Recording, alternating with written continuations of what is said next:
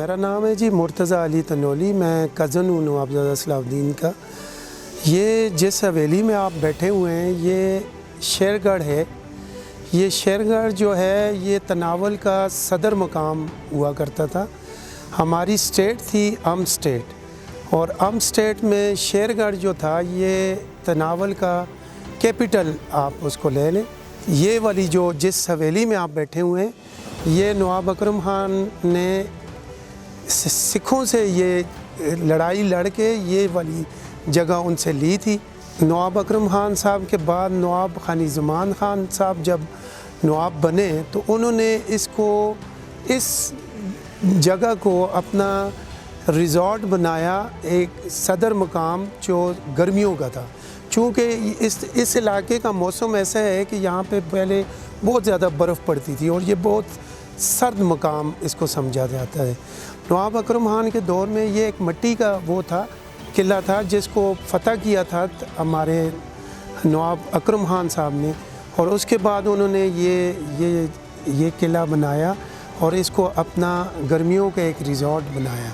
इसकी आप देख लें कि ये एक मुनफरिद इसका मकाम है।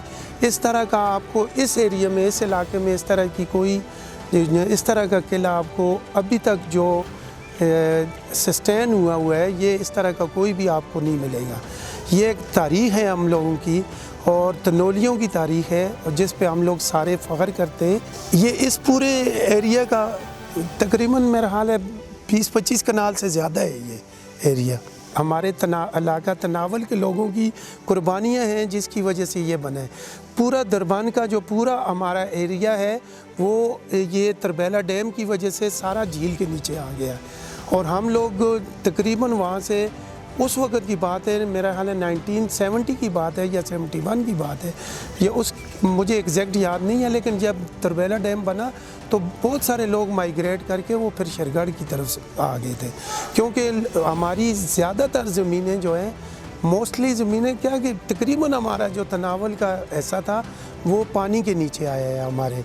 इसका दिलचस्प एक बात मैं आपको बताना चाहता हूँ, शेयर करना चाहता हूँ कि रिसेंटली एक डेलीगेशन आया इंडिया से और उसमें हिस्ट्री जो दिलचस्प हिस्ट्री की बात है वो ये थी कि उसमें वो एक शख्सियत ऐसी थी जो उस वक़्त के रंजीत सिंह की फैमिली से था।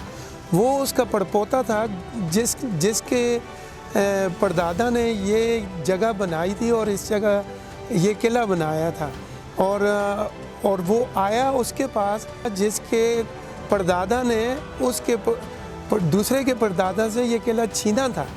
और ये बड़ी दिलचस्प सूरत हाल थी उस वक़्त कि जिसके परदादा ने ये किला बनाया था और जिसके परदादा ने छीना था वो दोनों आपस में मिले आगे।